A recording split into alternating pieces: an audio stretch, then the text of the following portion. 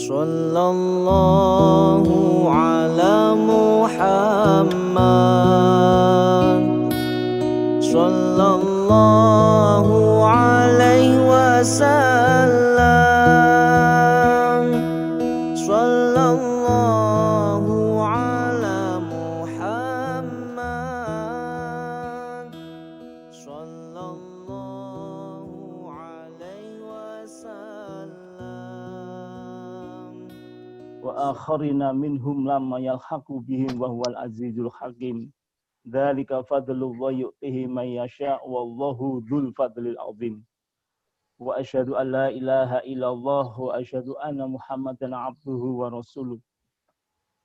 Allahumma shalli ala sayyidina Muhammad wa ala ali sayyidina Muhammad wa sallim wa radhiyallahu ta'ala an kulli sahabati Rasulillahi ajma'in.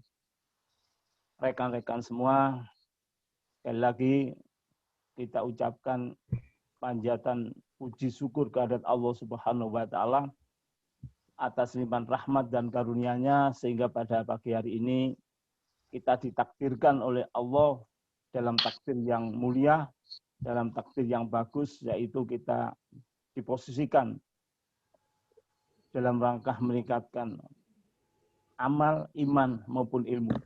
Semoga apa yang kita lakukan ini diterima oleh Allah sebagai amal yang manfaat di dunia wal akhirah. Amin. Pada kesempatan ini kita akan mengkaji yaitu menakar keikhlasan ibadah kita.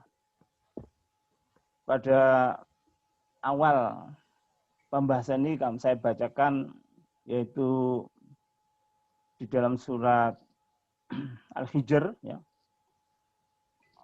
Qala Allahu ta'ala fil Qur'anil Karim, a'udzubillahi minasyaitonir rajim, bismillahirrahmanirrahim.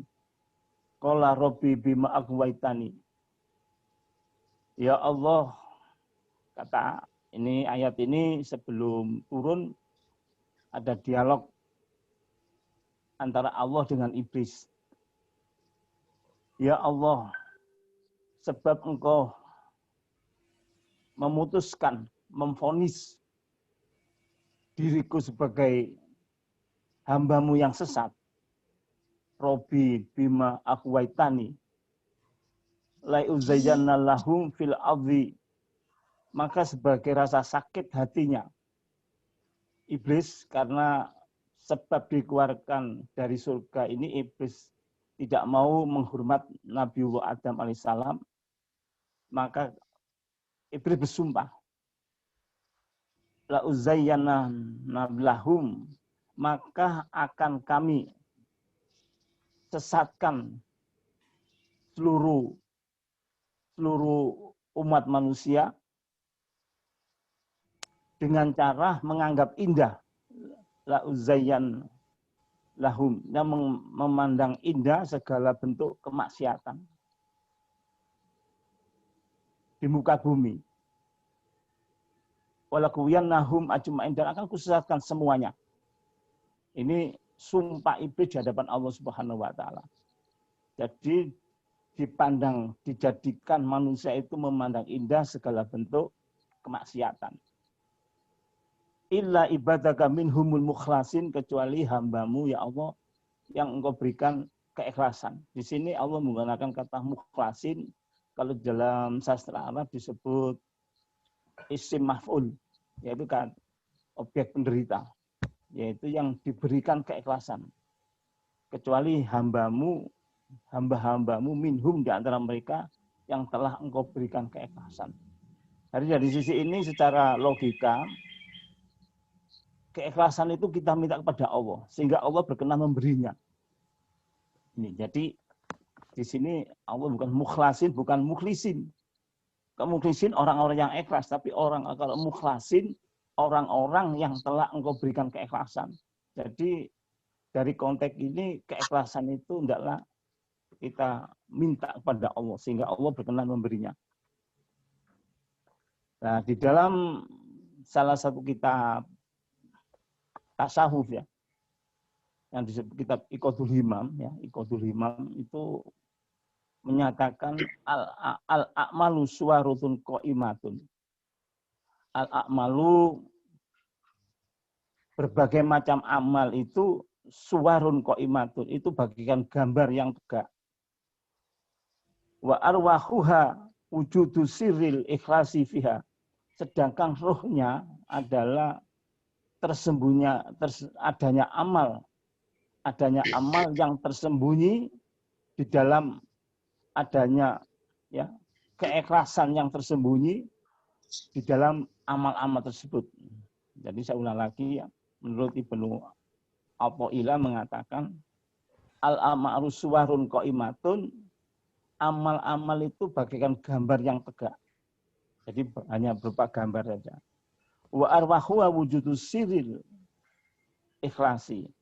Adapun ruh daripada amal itu adalah tersembunyinya amal, tersembunyinya ikhlas, ya, tersembunyinya ikhlas di dalam amal-amal tersebut.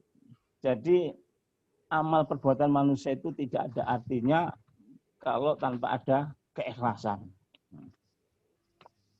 Rekan-rekan sekalian yang dirahmati oleh Allah Subhanahu wa taala, menakar di sini adalah memiliki makna yaitu menimbang, menguji, menilai sejauh mana amal-amal kita ini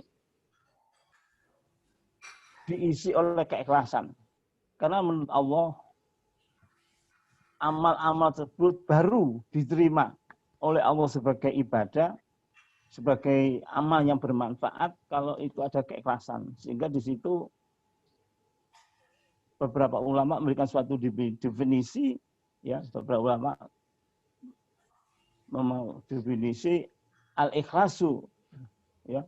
Ikhlas itu adalah talqur riya fil amal. Ikhlas itu adalah meninggalkan segala bentuk riya di dalam amal perbuatan. Riya adalah suatu perbuatan, suatu bentuk sakit, ya, penyakit hati, beribadah semata-mata bukan mengharapkan ridhonya Allah, tapi semata-mata ya mengharapkan puji sanjung selain Allah. Ini yang perlu diketahui bersama. Di sisi lain Allah juga berfirman, A'udzubillahi minasyaitonirrajim, bismillahirrahmanirrahim, wa ma umiru illa liya'budullaha mukhlishina lahuddin. Tidaklah kuperintahkan kepada kamu sekalian kecuali di dalam beribadah itu mukhlishina lahuddin, yaitu mengikhlaskan segala bentuk persembahan, segala bentuk ibadah itu. Misalnya wa yuqimus sholata wa yu'tuz zakata wa dzalika dinul qayyimah, yaitu misalnya menegakkan sholat, membayar zakat, ya. Dan semuanya itu dilakukan dengan penuh keikhlasan. Terus di sisi lain Rasulullah Shallallahu Alaihi Wasallam juga bersabda, Innallah azza wa jalla la yaqbalu minal amali. Sesungguhnya Allah tidak menerima amal seseorang manusia, ya, seorang illa kan lalu kholisan wa yabtaghi fi wajha, kecuali amal-amal tersebut dilakukan secara ikhlas dan semata-mata mengharapkan ridhonya Allah Subhanahu wa taala. Ini beberapa pemahaman tentang ikhlas. Di dalam kitab Iqadul Himam, yaitu syarah daripada kitab Al-Hikam yang ditulis oleh Ibnu Athaillah tersebut, kalau Iqadul Himamnya sendiri ditulis oleh Imam Ahmad bin Muhammad bin Ajibah Al-Hasani, di halaman 25 itu dijelaskan ada tingkatan-tingkatan ikhlas atau darajatul ikhlas, derajat keikhlasan. Yang pertama, tingkat ikhlas orang umum, ya, tingkat ikhlas orang umum, ya, orang pada kebiasaannya, yaitu dia ini beribadah mengharapkan balasan dunia dan akhirat kepada Allah Subhanahu wa taala. Kata-kata kuncinya adalah beribadah, tetapi dalam peribadatannya itu masih mengharapkan balasan dunia dan akhirat, sandarannya kepada Allah, bukan selain Allah. Sandarannya kepada Allah. Nah, ini masih termasuk ikhlas walaupun tingkatan rendah. Misalnya orang ini membaca surat Waqiah dalam batinnya, ya dalam hatinya mengharapkan moga-moga dengan membaca surat Waqiah ini Allah berkenan melancarkan rezekinya, Allah berkenan menambah rezekinya. Atau sholat duha demikian juga. Masih mengharapkan pahala-pahala dunia maupun akhirat. Tetapi ini garisnya yang dipahami, dia masih mengharapnya kepada Allah. Demikian juga misalnya ada fadilah keutamaan membaca surat Al-Mulk atau Tabarok. Membaca surat Tabarok dia mengharapkan supaya nanti kalau wafat, kalau meninggal dunia, dia tidak ditanya kubur dan sebagainya. Ini masih ikhlas. Karena dia masih bersandar berharap ada kepada Allah Subhanahu wa taala. Tapi ini tingkat terendah. Yang kedua agak meningkat sedikit, khawas dulu, tingkat khawas. Dan khawas ini adalah tingkat yang khusus beribadah kepada Allah, sudah tidak mengharapkan dunia lagi. Nah, dia sudah bersandar hanya mengharapkan kemuliaan di akhirat. Menjadi syahid, menjadi derajatnya meningkat, terus dia juga menginginkan kemuliaan-kemuliaan makom-makom atau derajat-derajat, misalnya merasa dekat dengan Allah. Ini dibutuhkan merasa dekat dengan Allah. Disitulah dia memahami ayat di dalam surat At-Taghabun itu, ya'lamu ma fis samawati wal ardi wa ya'lamu ma tusirruna wa ma tu'linun wallahu alimum bidzati sudur. Dia merasa diawasi oleh Allah, Allah mengetahui apa yang ada di langit dan apa yang ada di bumi, dan Allah mengetahui yang tampak dan yang tersembunyi. Wallahu alimum bidzati sudur. Allah mengetahui apa-apa yang ada di hati kita. Orang yang tingkat kedua ini, yang khusus ini, menginginkan yang demikian. Menginginkan supaya dia itu merasa diawasi oleh Allah Subhanahu wa taala, dan kalau merasa diawasi oleh Allah, dia tidak akan melakukan berbagai bentuk kedoliman atau kemaksiatan. Ini dipentingkan, diperlukan. Nah, orang yang tingkat khawas ini beribadah itu yang diharapkan, merasa diawasi oleh Allah, supaya potensi kemaksiatannya itu tidak muncul. Yang ketiga, ini tingkat yang tertinggi, yaitu tingkat khawasul khawas. Ini adalah orang yang beribadah semata-mata dalam beribadah sholat, zakat, sedekah, silaturahim ini semata-mata adalah untuk mengharapkan ridhonya Allah. Mengharap tidak ingin balasan dunia, tidak ingin balasan akhirat. Itu terserah Allah.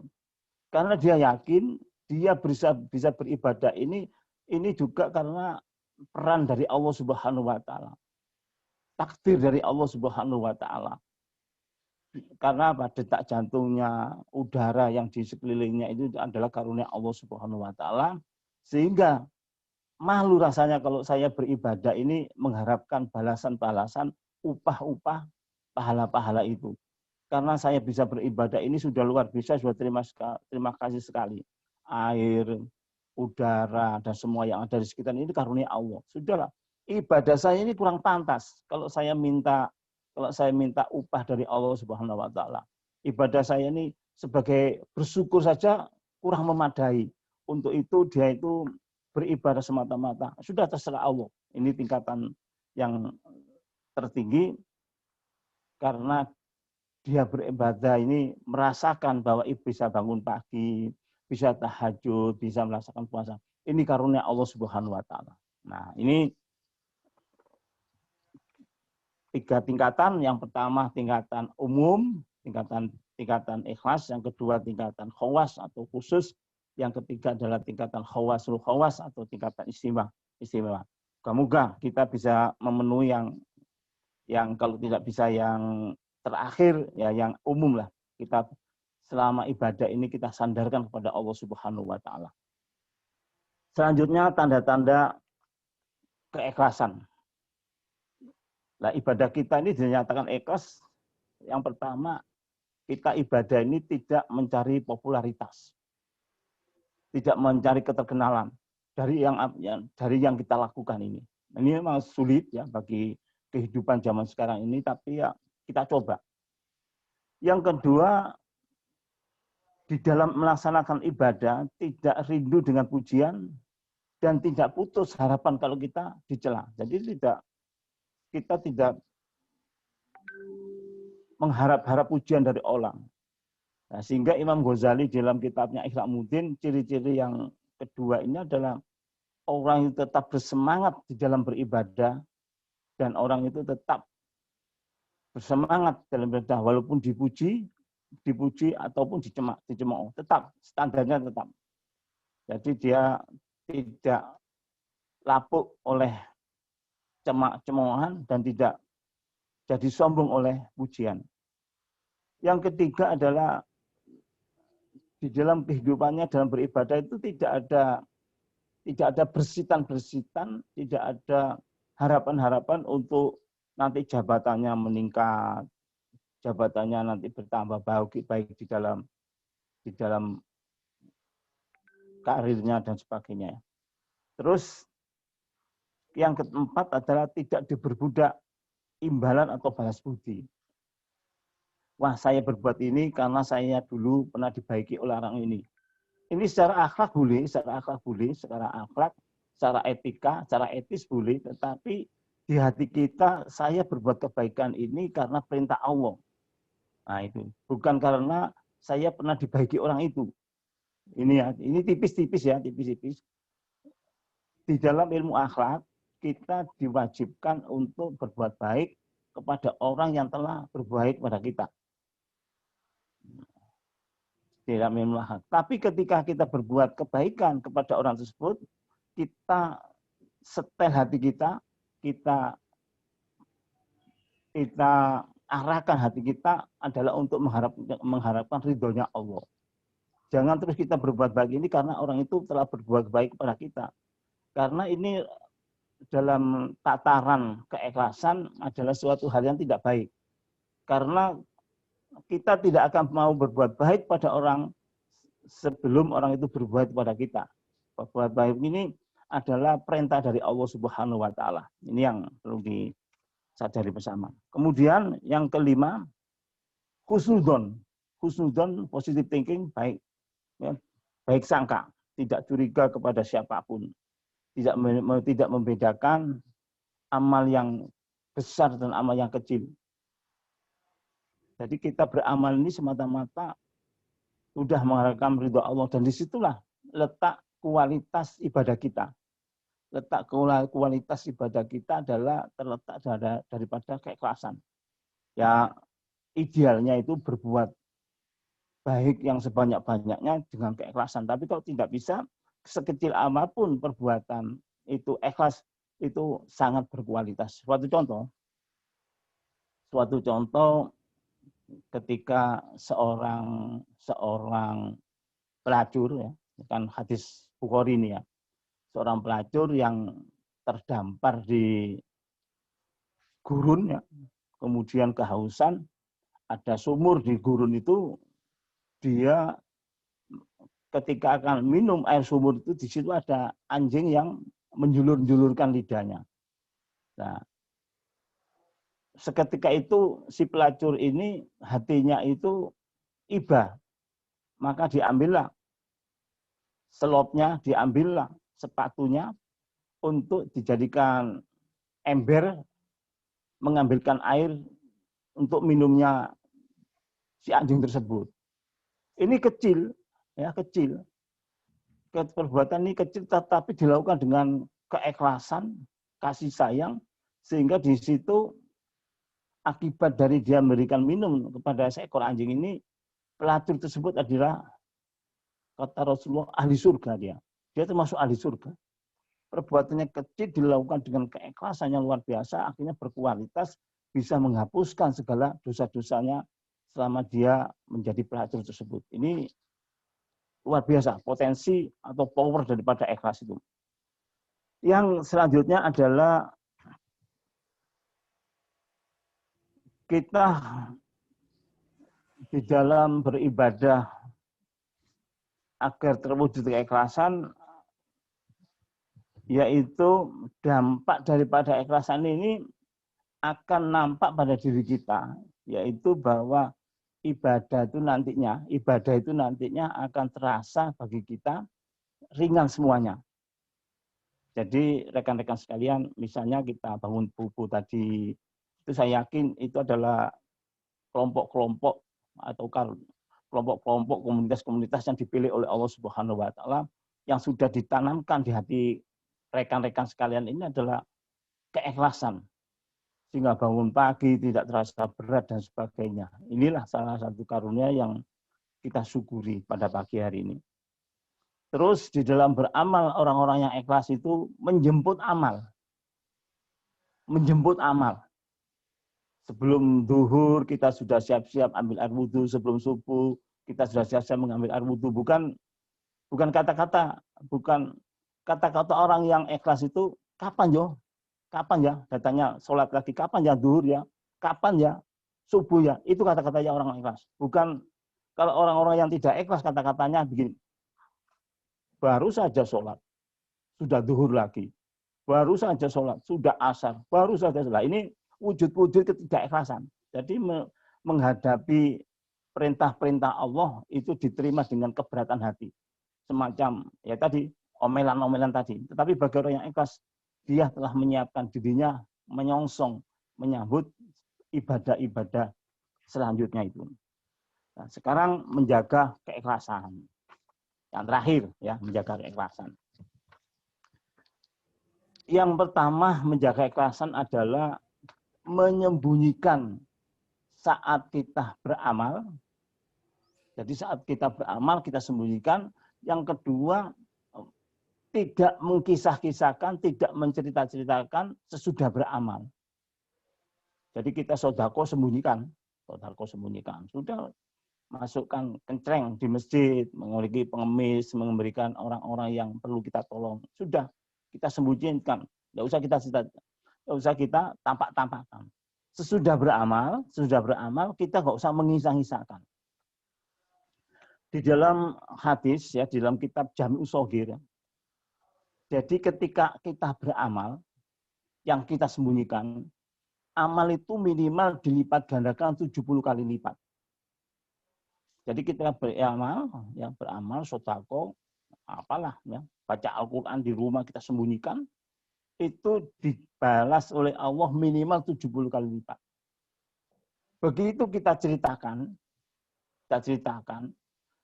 amal yang sembunyi tadi, amal yang disembunyikan oleh Allah ini adalah amal batin namanya. Amal batin pahalanya lebih bagus. Setelah kita ceritakan menjadi amal lahir, pahalanya oleh Allah dihapus tinggal satu. Dihapus tinggal satu. Begitu kita ceritakan lagi, maka amal itu bukan jadi amal yang kebaikan, sodako bukan jadi sodako, baca Al-Quran bukan jadi Al-Quran, sholat bukan jadi sholat lagi, tetapi menjadi amal maksiat, yaitu jadi riya. Jadi kita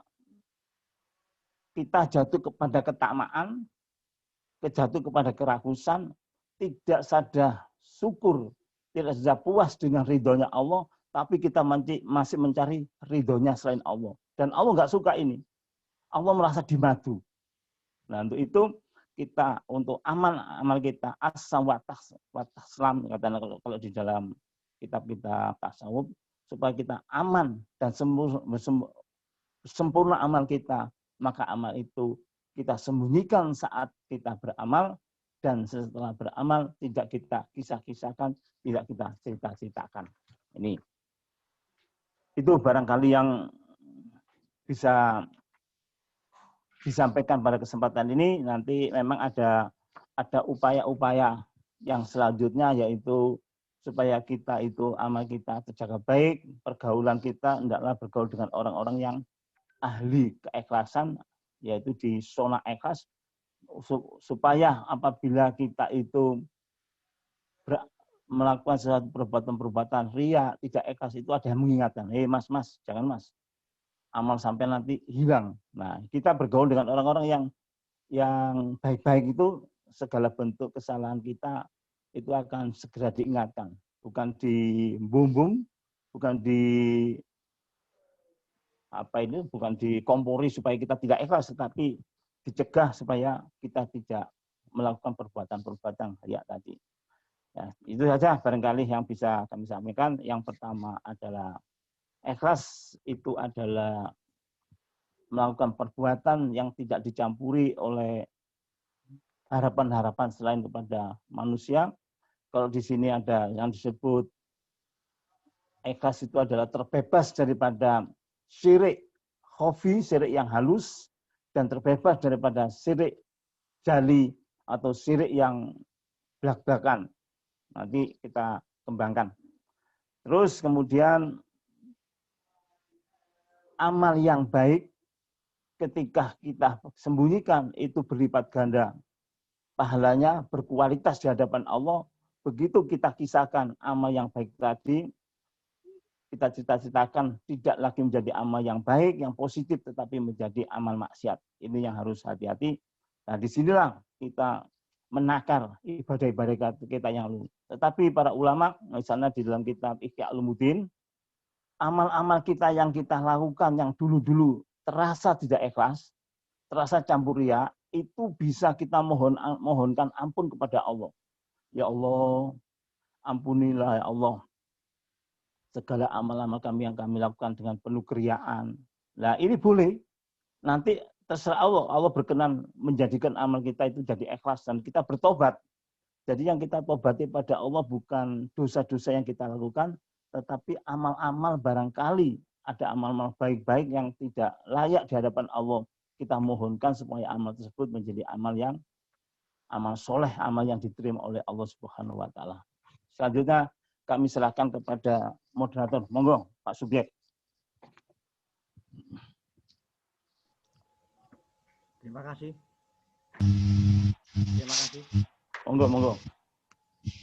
Mana suara? Mana? Suaranya kecil, suaranya kecil.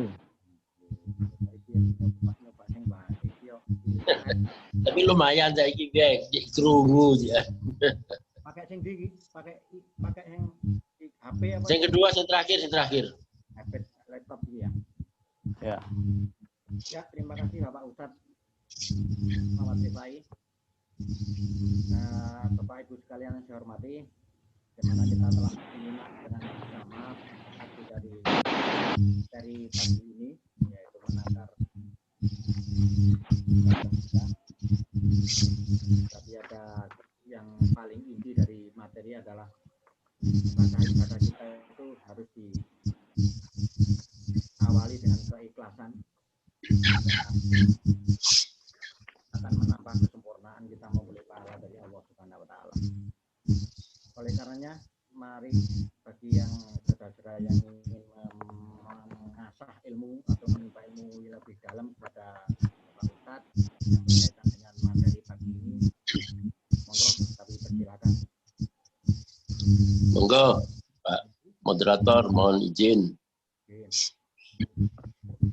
Assalamualaikum warahmatullahi wabarakatuh. Waalaikumsalam warahmatullahi wabarakatuh. Setelah mendengarkan penjelasan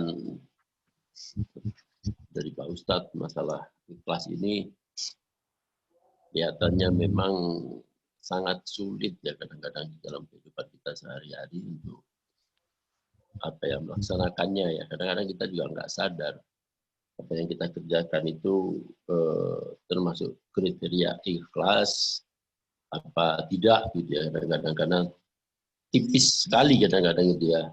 Saya kadang nggak sadar, ternyata apa yang kita kerjakan dapat dikategorikan yang tidak diterima oleh Allah gitu karena mungkin tidak ikhlas. Yang kami ingin tanyakan Pak Ustadz pada kesempatan ini, kadang-kadang ada juga di pengajian yang menginformasikan, oh itu nggak apa-apa disampaikan ke umat atau ke jamaah untuk memberikan motivasi kepada jemaah lain atau istilahnya syiar gitu ya. Katakanlah, oh ini ada penggalangan dana untuk bantuan banjir atau musibah gitu. Terus perlu diumumkan ini si A, si B segala macam siapa aja yang membantu dengan harapan memotivasi lah warga yang lainnya agar berkenan untuk memberikan bantuan guna menggalang dana untuk musibah dan lain-lain. Itu bagaimana Pak Ustadz mengenai Ya. hal ini? Langsung saya jawab. Terima kasih. Terima kasih pada Pak Levi. Jadi memang di dalam penggalangan dana atau idul kurban dan sebagainya itu diumumkan untuk menghindari ketidakikhlasan, maka sampaikan saja nama kita hamba Allah. Jangan disebutkan nama kita, jabatan kita. Sampaikan saja yang pertama, ini dari hamba Allah. Yang kedua perlu diwaspadai untuk mengajak orang itu supaya termotivasi, syiar, ini hukumnya sunnah. Hukumnya sunnah. Sedangkan menjaga keikhlasan itu wajib. Menjaga keikhlasan itu wajib. Maka untuk itu sebaiknya sebisa-bisanya dihindari untuk alasan motivasi atau alasan syiar tadi, ya itu dihindari. Yang kalau memang ini penggalangan dana, ini hati-hati ya, nama kita disandi saja dengan nama hamba Allah. Nah, terus yang ketiga jangan takut beramal karena tidak ikhlas. Jangan takut beramal karena tidak ikhlas. Beramallah. Walaupun tidak ikhlas, beramal saja. Karena nanti kita kalau tidak begitu kena masuk jebakan setan. Kena masuk jebakan iblis. Wah, buat apa beramal kalau tidak ikhlas? Oh, ini jebakan iblis ini. Nah, untuk itu ulama-ulama misalnya Imam Ghazali beramal saja walaupun tidak ikhlas. Karena amal ini adalah wadahnya keikhlasan. Bagaimana orang kikir misalnya, orang bakhil, nggak sodako akan dapatkan pahala. Beramal saja dengan amal walaupun itu tidak ikhlas. Karena amal itu adalah wadahnya keikhlasan. Kalau orang tidak beramal, tidak mungkin akan dapat keikhlasan itu. Nah, ini yang penting. Nah nanti ya sepertinya pembangunan jembatan, pembangunan masjid, pembangunan pesantren itu dibangun ketidakikhlasan itu. Adanya masjid, tajuk mahal itu dibangun tidak dengan ketidakikhlasan. Nah, nanti misalnya kita bangun masjid, misalnya ini tidak ikhlas ya, tidak ikhlas. Tapi dampak dari pembangunan masjid itu ada orang sholat di situ, buang hajat di situ, ada toiletnya dan sebagainya. Orang-orang yang merasa tertolong adanya masjid itu berdoa, ya Allah berikanlah pahala yang besar kepada yang membangun masjid ini. Andai kata kita waktu membangun masjid itu tidak mendapat pahala, tetapi dampak dari pembangunan itu banyak orang yang mendapatkan manfaat dan orang itu berdoa untuk kita dan kita akan mendapatkan barokah, keberkahan daripada doa-doa orang yang menggunakan fasilitas yang walaupun pada waktu itu dibangun tidak ikhlas. Nah ini besar sekali, ya, besar sekali. Misalnya kita bangun jembatan, kita lakukan tidak ikhlas, cerita-cerita dan sebagainya. Tetapi dampak dari orang melewati jembatan itu tertolong, itu orang itu bersyukur, bisa selamat kendaraannya dan sebagainya. Nah ternyata amal-amal yang walaupun dilakukan tidak ikhlas itu berdampak positif. Dan itu akan memberikan keberkahan kepada kita. Jadi iblis akan tertipu. Tidak bisa merusak hati kita. Yaitu mengatakan, untuk apa kita beramal jika tidak ikhlas. Tapi para ulama mengetahui hal ini, beramallah. Walaupun itu tidak ikhlas, nanti akan memberi dampak amal yang tidak ikhlas itu akan memberikan dampak yang positif bagi pengguna-pengguna. Dan itu keberkahan bagi kita. Itu. Barangkali maksudnya. Jadi kalau memang bisa diutamakan ikhlas, lakukanlah dengan keikhlasan. Tetapi kalau memang tidak bisa beramal dengan ikhlas, enggak apa-apa, enggak usah takut beramal dengan ketidakikhlasan.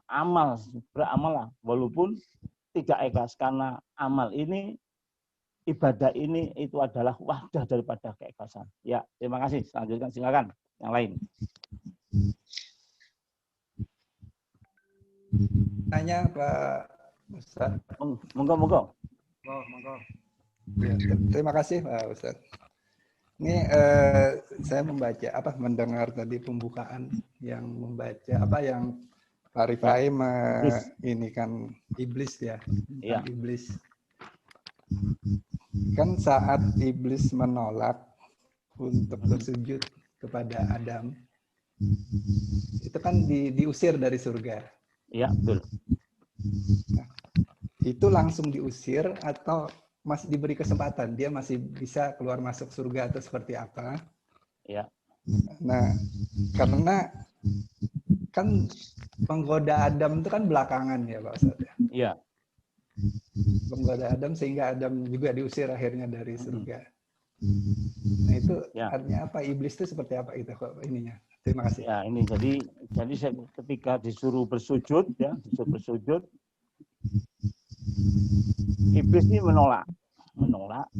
Terus ditanya oleh Allah, kenapa kamu menolak? Iblis merasa setelah menempati ini diceritakan dalam kitab Minhajul Abidin. Diceritakan dalam kitab Minhajul Abidin yang ditulis oleh Imam Ghazali. Iblis itu sebelum penciptaan Nabi Adam, sudah menempati surga selama 80.000 tahun. Menempati surga selama 80.000 tahun dan 2.000 tahun itu menjadi imamnya para malaikat. Iblis disebut namanya waktu itu namanya Azazil. 2.000 tahun menjadi imamnya malaikat. Nah, ketika disuruh bersujud menghormat Nabi Adam pada waktu itu perintah Allah, dia mengatakan tidak mau.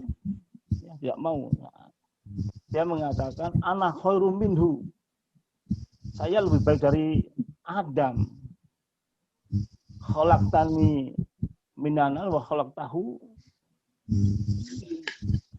Saya ini kau ciptakan ya Allah dari api dan si Adam ini kau ciptakan dari tanah. Anak khairum saya lebih mulia. Nah, pernyataan anak khairum ini saya lebih baik daripada Adam ini itu di hadapan Allah adalah suatu bentuk kesombongan.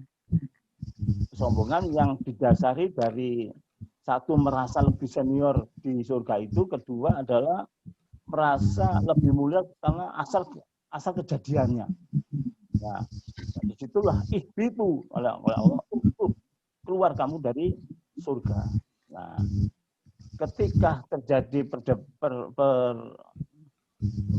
perdebatan istilah atau perkataan tersebut, nah, iblis mengatakan begini, telah bersabda, telah berkata, iblis, Robi bima aqwaitani, ya Allah, engkau telah memvonis atas diriku, maka akan saya bikin indah segala bentuk maksiat. La uzayyananna lahum fil ardi wa la ughwiyannahum ajma'in.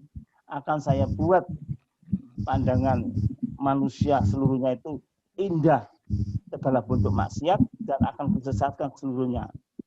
Illa ibadaka minhumulah mukhlasin, kecuali hamba-hambamu yang engkau berikan keikhlasan. Nah, kejadian ini ancaman atau sumpah daripada iblis. Terus bagaimana selanjutnya? Apakah iblis itu bisa keluar masuk surga? Nah, di dalam tafsir Ibnu Katsir, nah ini dijelaskan bahwa iblis itu sudah keluarkan itu sudah tidak boleh masuk. Sudah tidak boleh masuk ke surga lagi, sudah keluar. Tetapi iblis ini masih punya kemampuan memasuki surga itu. Sehingga pada waktu masuk surga mengganggu Nabi Adam alaihissalam, iblis ini menyamar sebagai ular, ya, menyamar sebagai ular. Nah, disitulah mengatakan kepada Nabi Adam, itu yang dilarang oleh Allah mendekati buah kuldi itu, wala taqroba hadhihi syajaro, dan sekali-kali kamu jangan mendekati, kamu berdua. Ayatnya di situ kan wala taqroba, itu menunjukkan kamu berdua jangan mendekati hadhihi syajaro, pohon ini. Itu larangan Nabi Adam, larangan Allah kepada Nabi Adam dan istrinya Nabi Hawa. Kamu jangan mendekati, kamu berdua jangan mendekati pohon kuldi ini, pohon ini. Nah, di situ oleh iblis setelah menyamar menjadi ular tadi mengatakan, oh itu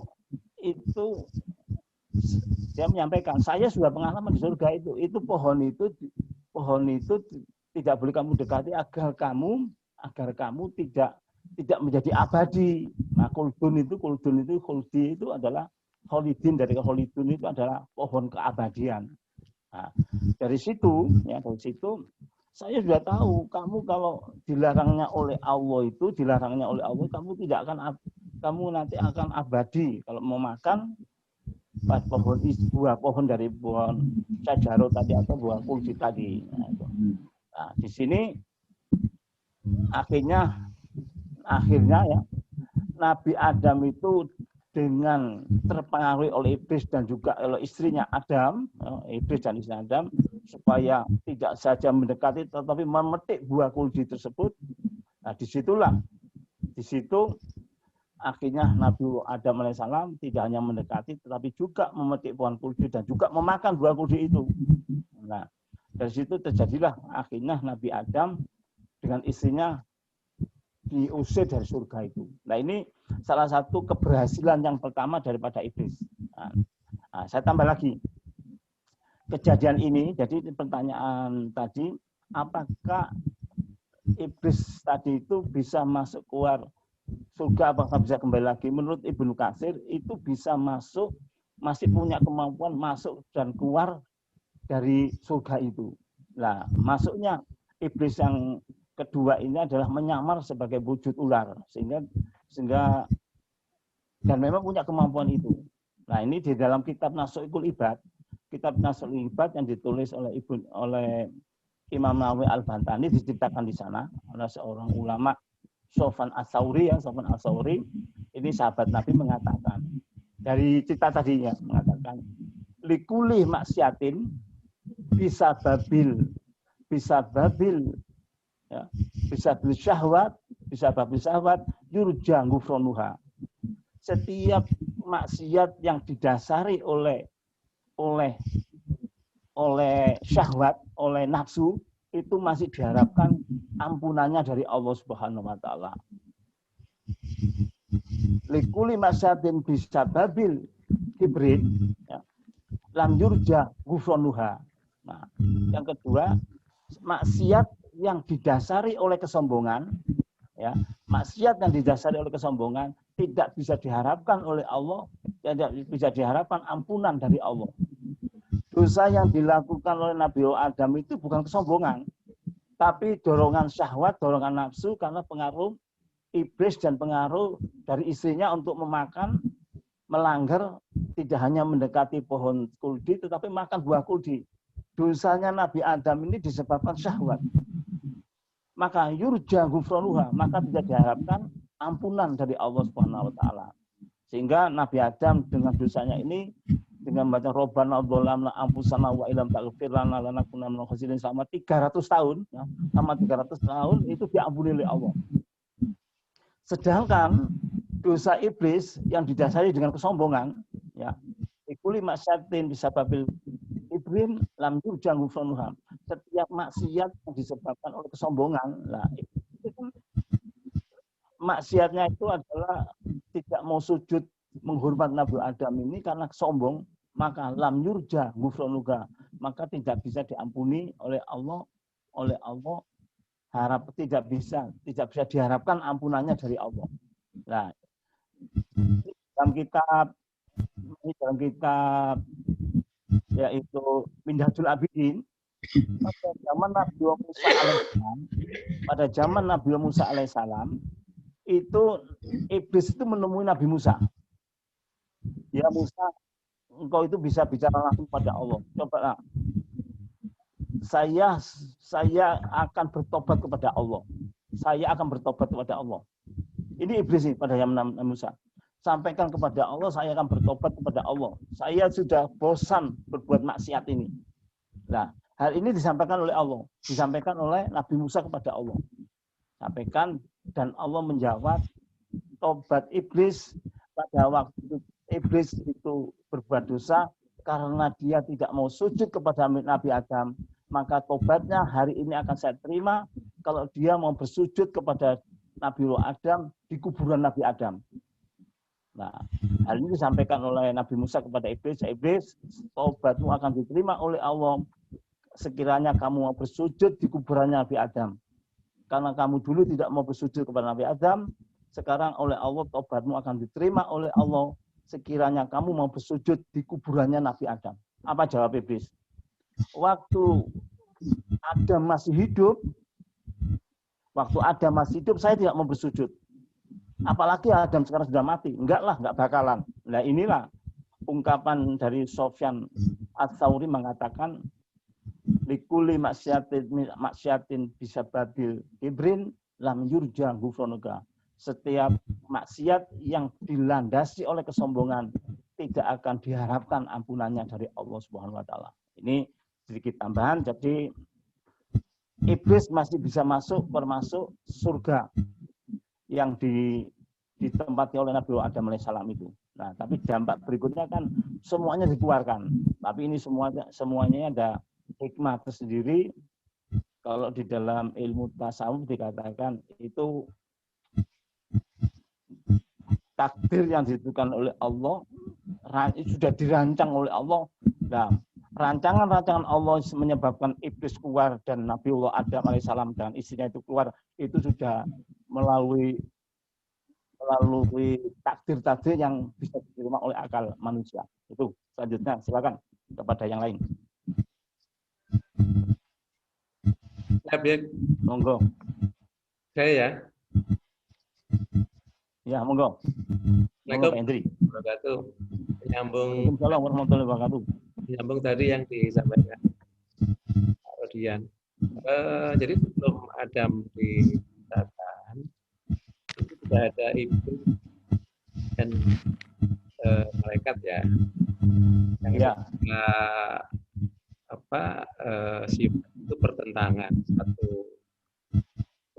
hawa nafsunya mengutamakan nafsu, yang kedua tidak. Apakah itu yang menyebabkan iblis dan malaikat dalam ibadah atau gimana? Karena waktu itu kan tadi kan disebutkan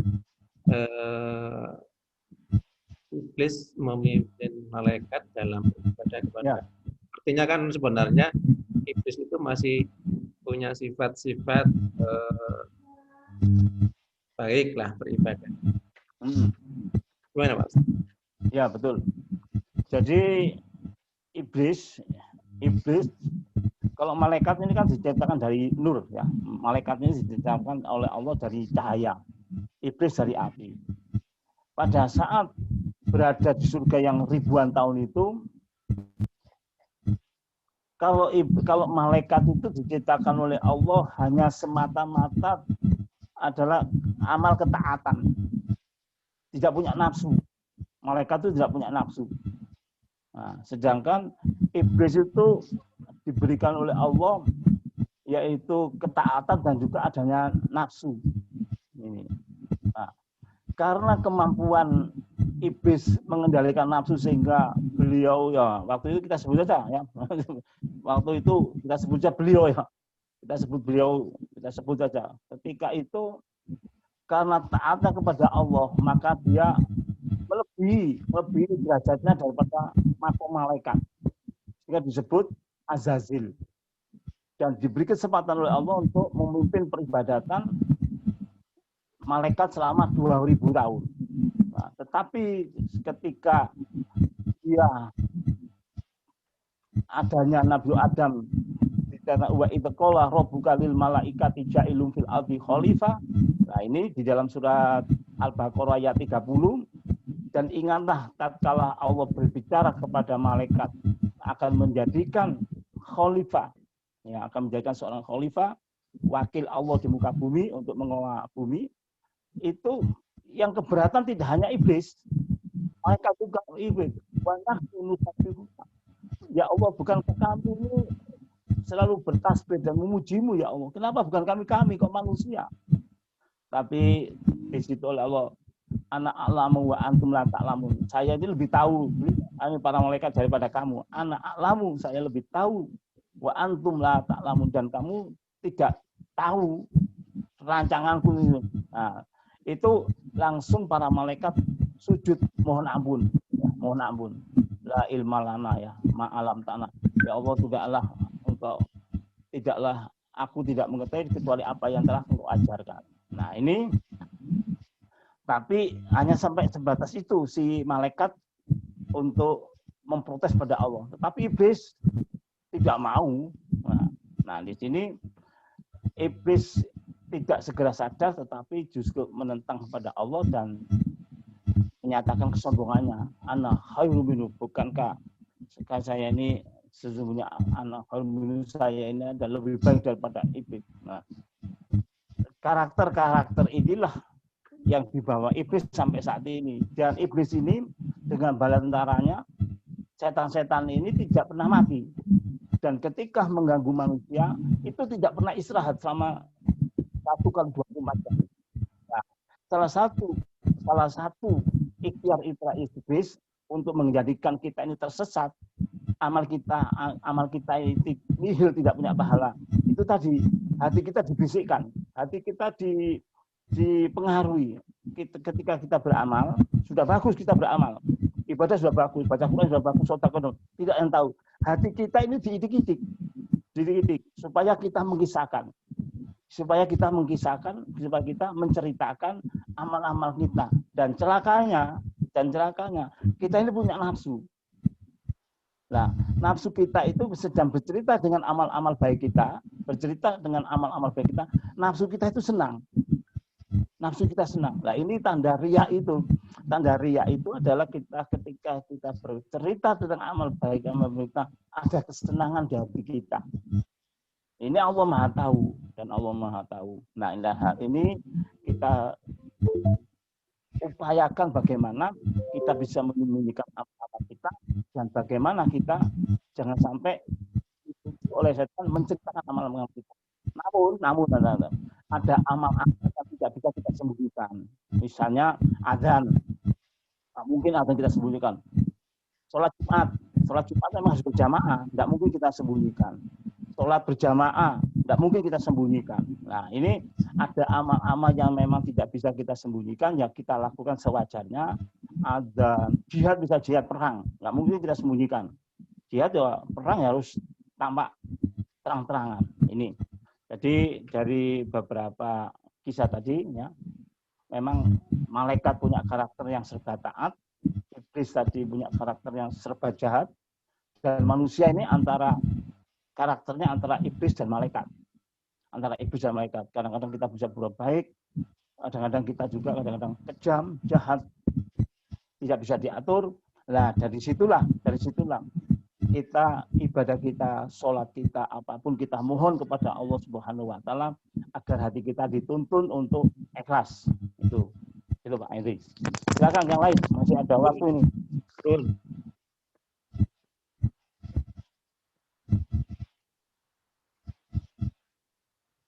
Ada yang lain, silakan.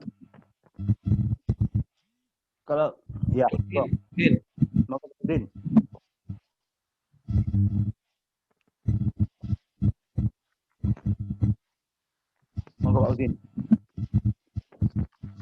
Nah, kalau berbicara masalah iblis tadi, apa bedanya dengan Dajjal? Nah, ya. Dajjal ini manusia. Ini kita pakai pemahaman yang normatif dulu, pemahaman normatif di luar penafsiran. Dajjal ini manusia. Di dalam kitab syarah, ya, ada kitab syarah penjelas daripada kitab yaitu Aqidah Ibnu Malik yang Bait itu, di sana ada cerita iblis. Dajjal ini adalah seorang manusia, zaman Rasulullah tidak ada. Kelahirannya itu seminggu itu bagikan 1 bulan itu seperti 1 tahun, 10 tahun. Jadi cepat besar. Nah, ini kemudian Dajjal itu memiliki tulisan di batuknya. telinga itu kafaro, artinya kafir. Oleh Ali bin Abi Thalib, Dajjal ini diikat oleh rantai dan dimasukkan ke sumur. Cita dalam kitab ya, masukkan sumur. Dan oleh Rasulullah dikatakan, kalau ada suara azan ini kalau masih dikumandangkan itu akan memperkuat rantai yang diikatkan kepada Dajjal tadi. Kalau sudah tidak ada suara azan, maka rantai ini akan terputus dan ada Dajjal itu keluar. Nah, kemampuan Dajjal itu bisa menghidupkan orang yang sudah mati di kuburan dan dia bisa mengancam. Orang yang mati di kuburan itu bisa diancam dan si Dajjal tadi mengaku Tuhan, mengaku Allah. Bisa mendatangkan hujan dan sebagainya. Kemudian orang yang tidak mau mengikuti Dajjal, dia akan dirobek kakinya itu, dirobek sampai tubuhnya robek, dimasukkan ke dalam nerakanya Dajjal. Dan nerakanya Dajjal ini adalah surganya Allah Subhanahu wa taala. Dan bagi orang yang taat, ini berbahaya ya. Ini ada titik rawan yang berbahaya. Orang yang sudah mati ini jangan tenang-tenang ya, jangan tenang-tenang. Nanti itu masih bisa dibangunkan oleh Dajjal. Nah, kalau dia taat pada Dajjal, maka dia akan dimasukkan surganya Dajjal, itu nerakanya Allah Subhanahu wa taala. Dalam hal ini ketika Rasulullah bercerita seperti ini, para sahabat bertanya, "Ya Rasulullah, bagaimana?" Oleh Rasul dikatakan, kota yang tidak bisa Dajjal itu adalah Makkah dan Madinah. Bagaimana Rasulullah? Bagaimana ya Rasulullah umat-umatmu yang di luar Makkah dan Madinah? Nah, disitulah dalam hadis Sahih Bukhari, Rasulullah mengajarkan umatku yang ada di luar Makkah Madinah selama sebelum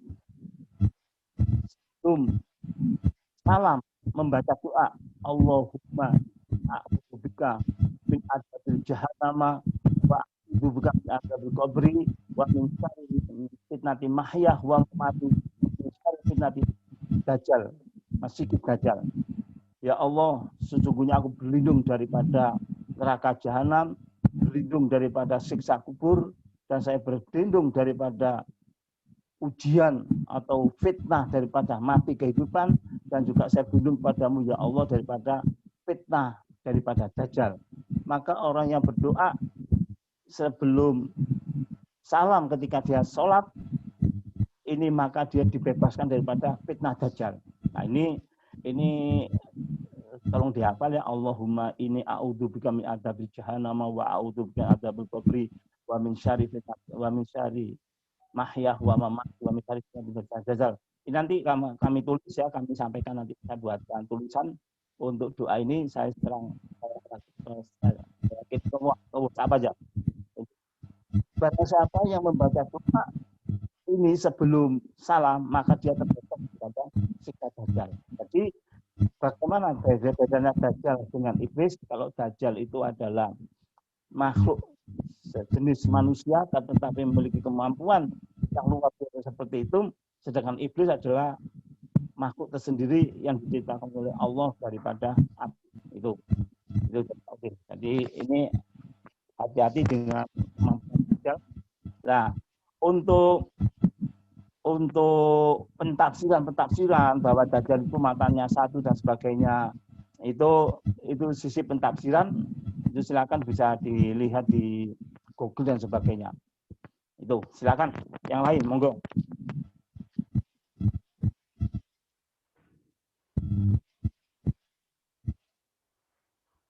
Monggo. Kalau tidak ada saya sempurnakan.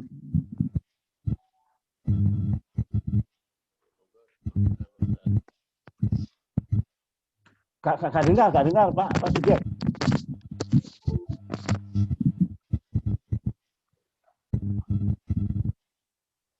Kurang dengar. Nah, sudah masuk.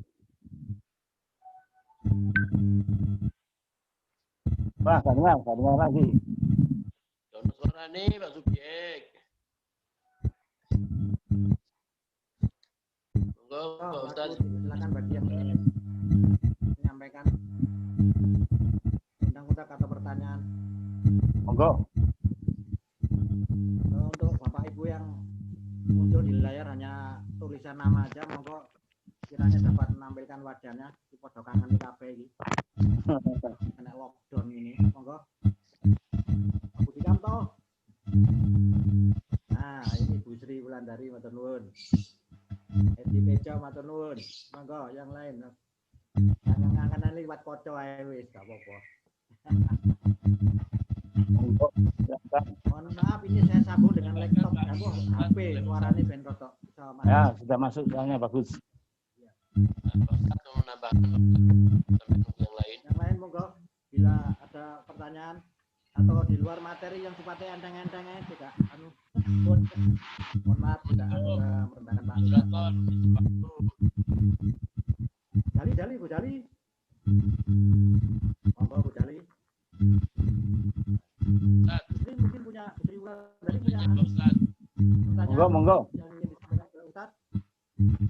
Nyambung tadi Ustaz masalah Dajjal ya. Ya. Pak Levi. Sudah ada ya. Mulai sekarang sudah artinya sudah ada di dalam lingkungan manusia. Terus Baik. bagaimana hukumnya? Beberapa penjelasan dari Ustaz juga ya. Yang menyebutkan bahwa ini akhir-akhir ini sudah ada tanda akan munculnya Dajjal ya. Jadi kesannya kan kalimatnya itu Dajjal muncul gitu ya. Jadi ini tanda-tandanya yang diakibatkan tanda-tanda akan munculnya Dajjal kan ada informasi juga sudah ada tadi juga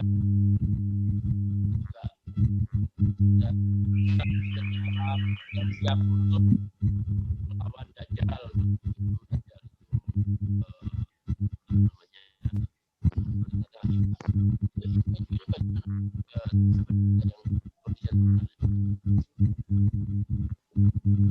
Ya, bagus. Ya, baik. Saya jawab. Kalau menurut kitab Aqidatul Islamiyah ya, yang ditulis oleh Profesor Dr. Said Sabiq, itu sudah ada terjemahannya ya, terjemahannya. Kitab Aqidatul Islamiyah.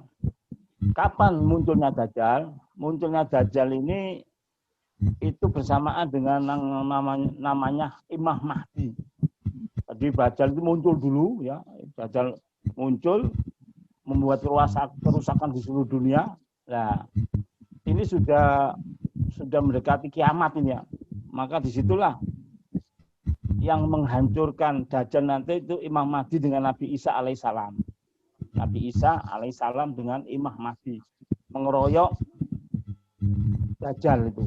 Jadi kalau saat perang sekarang ini Dajjal itu belum muncul. Setelah Dajjal dikalahkan oleh Imam Mahdi dengan Nabi Isa alaihissalam, Nabi Isa itu turun ke dunia. Itu membunuh Dajjal dan Dajjal mati. Umat Islam selama 40 tahun seluruh dunia itu jadi Islam semuanya. Seluruh dunia menjadi Islam semuanya. Menjadi Islam semuanya. Setelah Imam dan Nabi Isa meninggal dunia, maka umat Islam ini akan menjadi kafir semuanya. Nah, menjadi kafir semuanya dan tidak ada suara adzan satu kali pun. Ya, tidak. Jadi kiamat itu akan ditunda oleh Allah Subhanahu wa taala. Kalau masih ada orang satu saja menyebut nama Allah, satu orang saja menyebut nama Allah, kiamat ditunda 40 tahun. Ditunda 40 tahun. Kalau sudah tidak ada yang menyebut, maka datanglah kiamat. Artinya seluruh dunia itu sudah kafir semua. Jadi jangan sampai kita itu mau didoakan, moga-moga umurnya panjang sampai yaumul kiamah. Umur panjang sampai yaumul kiamah. kita berarti yaumul qiyamah itu kita kafir itu ya, turunan kafir. Jadi kalau didoakan moga-moga umurnya berkah, itu kita mau. Kalau didoakan umur panjang sampai hari kiamat, itu sama dengan mendoakan kita jadi kafir itu. Tetapi walaupun kiamat masih lama, tetapi kalau kita besok atau kapan kita meninggal dunia itu adalah kiamat pribadi. Sudah tidak bisa menambah amal, sudah tidak bisa ngapain-ngapain lagi setelah meninggal dunia. Untuk itu yang kita waspadai saat ini adalah jangan takut datangnya kiamat ya, tapi khawatirlah dengan datangnya kematian kita atau wafat kita, karena wafat ini adalah kiamat kecil bagi kita. Untuk itu semangat beribadah ya, diisi dengan penuh dengan ketulusan, dengan penuh keikhlasan. Nah, sebelum kita akhiri masih ada satu materi lagi, yaitu di materi yang saya kirim itu ada namanya riak kofi dan riak jali. Riak kofi itu adalah suatu keriakan yang halus, tapi riak, tapi Allah nggak mau terima. Misalnya kita ibadah, kita pengajian, terus ada yang memuji, aduh Bapak ini rajin ibadahnya. Pujian orang kita rajin ibadahnya itu aja terus menjadikan semangat ibadah kita, ibadah kita yang semangat tadi sebab pujian itu ada riak samar. Hati-hati ya. Nah, atau sebaliknya, kita beribadah sudah rajin terus dicemooh, wah Bapak ini masih tergolong malas tidak seperti Bapak itu. Cemoohan yang mengatakan kita tidak ibadah ini menjadikan ibadah kita melempem, menjadi ibadah kita tidak semangat. Maka ketidaksemangatan kita dalam beribadah tadi karena cemoohan tadi itu termasuk riak. Ini riak halus ini. Maka untuk itu bagi yang ahli ikhlas, jangan termotivasi, jangan semangat karena pujian, dan jangan juga putus asa atau tidak semangat karena cemoohan. Nah, yang kedua yang disebut riak jali, yaitu riak yang dilakukan riak terang-terangan. Kita beribadah semata-mata tidak hanya mengharap ridhonya Allah, tapi kita masih ada bersitan-bersitan, yaitu ingin dipuji sanjung atau mengharapkan balasan-balasan ke akhirat. Misalnya kita beribadah di depan atasan kita supaya kita dianggap memiliki kredibilitas yang baik dan sebagainya, atau kita ibadah ada niatan-niatan menginginkan balasan-balasan tinggi, itu juga namanya ya jadi atau yang dilakukan terang-terangan, tidak sekedar mengharap ridhonya Allah tapi sudah terang-terangan mengharapkan balasan kemanusiaan. Ini yang harus kita jaga. Itu silakan untuk kepada Pak Subjek. Terima kasih Pak Ustadz. Nah, ini masih ada sesi tanya jawab apa selesai nih Pak Ustadz? Ada 10 menit lagi, 10 menit lagi. Nah, ya. Mari saudara-saudara, Bapak Ibu sekalian yang ingin menyampaikan. Nanya. Oke, silakan Pak Rodian. Ya, Assalamualaikum warahmatullahi wabarakatuh. Waalaikumsalam warahmatullahi wabarakatuh. Monggo. Ya, halus ini. Ya. Bagaimana buat kita ini tidak memuji orang gitu? Kasihan kan orang yang dipuji muncul gitu. Ya. Gitu tuh merasa ada rasa gimana sebaik apakah kita mengurangi memuji atau tidak memuji sebaiknya gitu. Terima kasih Pak. Ya. Di dalam hadis ini Sahih Muslim ya. Jadi Rasulullah itu melarang memuji. Taburi mulutnya dengan pasir orang yang memuji dirimu. Coba taburi mulutnya dengan pasir orang yang memuji dirimu. Karena bahaya pujian itu menjadikan orang tersebut bisa sombong, bisa angkuh, bisa tidak ikhlas. Nah, untuk itu memuji itu dikurangi. Kalau tidak bisa dihapuskan, memuji dikurangi. Lebih baik kita doakan saja. Ya Allah, berikan ya Allah orang itu keikhlasan. Ya Allah, jagalah ya Allah amalnya orang amalnya baik itu terimalah sebagai amal yang ikhlas. Daripada kita puji, jangan. Memang jebakan-jebakan iblis, ya jebakan-jebakan iblis salah satunya adalah lewat pujian-pujian itu. Orang mesti banyak yang jatuh, orang mesti banyak runtuh ketika mendapatkan pujian. Waduh, walaupun itu tidak sesuai dengan kenyataan, rusak. Kalau kita dipuji, ya akan dijelaskan. Kalau kita dipuji, segera sampaikan, ya Allah, ini pujian-pujian ini yang berat ini adalah hanya untukmu ya Allah, untukmu. Dan andai kata kami bisa melakukan ini adalah karena pertolonganmu. Jadi segera kembalikan pada Allah, supaya kita tidak jadi angkuh, supaya kita tidak menjadi lebih mulia daripada yang lain. Jadi pujian-pujian ini seperti ungkapan di dalam surat Al-Fatihah, alhamdulillah segala pujian lillah, itu miliknya Allah, Rabbil Alamin, yang memelihara, yang menguasai alam semesta ini. Jadi segala pujian ini hakikatnya adalah miliknya Allah. Dan kita ini andai kata dipuji, sebetulnya orang itu hakikatnya memuji Allah. Dan karena kita ini ciptaannya Allah.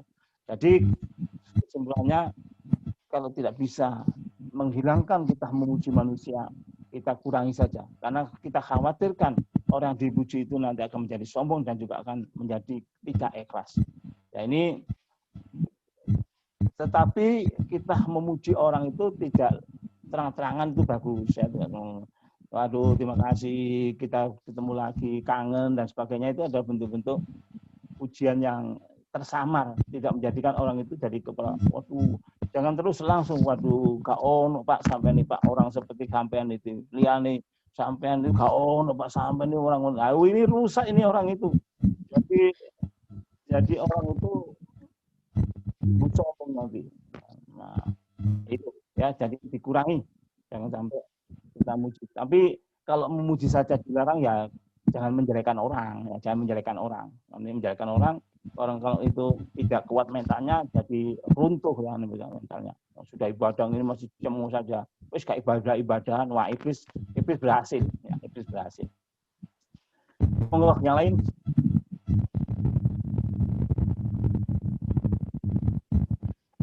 Kalau tidak ada, tidak usah dipaksakan.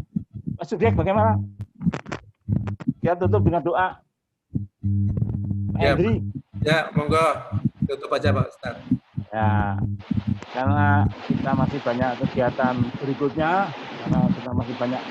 berikutnya, nanti maka terima kasih atas kebersamaannya dalam rangka untuk menambah ilmu dan amal. Semoga apa yang kita lakukan ini diterima oleh Allah sebagai amalnya manfaat di dunia wal akhirah. Dan kita tutup dengan doa, moga-moga apa yang kita lakukan ini dicatat oleh Allah sebagai amal yang soleh.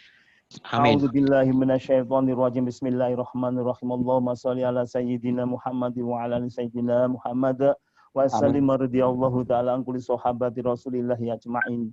Rabbana taqabbal minna innaka antas samiul alim wa tub alaina innaka antat tawwabur rahim. Puja dan puji syukur kami panjatkan kehadirat-Mu ya Allah atas limpahan rahmat dan karunia-Mu selama ini, sehingga pada pagi hari ini kami Engkau takdirkan dengan takdir yang sangat mulia. Ya Allah, jadikanlah kami pribadi-pribadi yang mukhlisin, pribadi-pribadi yang ikhlas, sehingga amal-amal kami yang kami persembahkan ke hadirat-Mu Engkau terima sebagai amal yang soleh dan manfaat fid dunya wal akhirah waddin. Rabbana dzalamna anfusana wa illam taghfir lana wa tarhamna lanakunanna minal khasirin. Allahumma ftah lana abwabal khairat wa abwabal maghfirah wa abwabal rahmah wa abwabal jannah. Allah ya Rahman ya Rahim ya Mujibas Sailin, bukakanlah pintu-pintu kebaikan pada diri kami, pintu-pintu ampunan kepada diri kami, pintu-pintu rahmat kepada kami, dan pintu-pintu surga. Allahumma inna nas'aluka ridhoka wal jannata wa na'udzubika min sakhatika wan nar. Ya Allah ya Rahman ya Rahim, kami mohon kepadamu ya Allah, yaitu ampunan dan surga, serta jauhkanlah kami ya Allah atas kemarahan dan neraka-Mu. Allahumma innaka afuwwun karim tuhibbul 'afwa fa'fu 'anna. Allahumma fil muslimina wal muslimati wal muslimina اللهم ذكرنا Rabbana ighfir منه lana wa ما نسينا وعلمنا منه ما جهلنا وارزقنا تلاوته آناء الليل وأطراف النهار